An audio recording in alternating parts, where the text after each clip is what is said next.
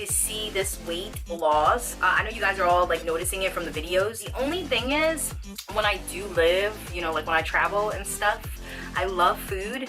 So when I eat, I gain a little bit of weight, but I'm not freaking out about it. It's called life. You only have one to live. So why not enjoy it when you can? When I get back to South Korea, usually, you know, I just go serious about my plan. I work out, blah, blah, blah. But when I travel, I'm just like, nobody got time for that, you know? Like, I walk everywhere when I travel, so that's my workout. But eating-wise, I eat everything and anything. I love traveling for, you know, the food, the culture, but mainly, like, the food, just the intensity of, like, flavors from different countries. I love that. So, yeah, so I'm glad you guys are appreciating these videos. I'm glad I have this virtual journal, per se, to keep myself accounted for, you know, what I'm doing to myself.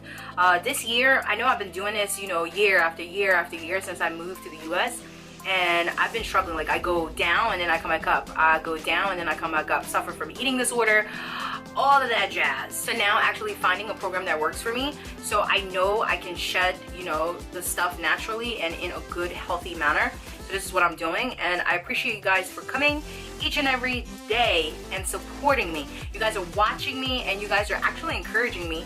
And from across the pond all the way in the US, which now, you know, I have people watching me in Korea, but like, I get the support everywhere. And I just want to say thank you from the bottom of my heart. Thank you for the love and the support, and I'll see you guys tomorrow. Bye.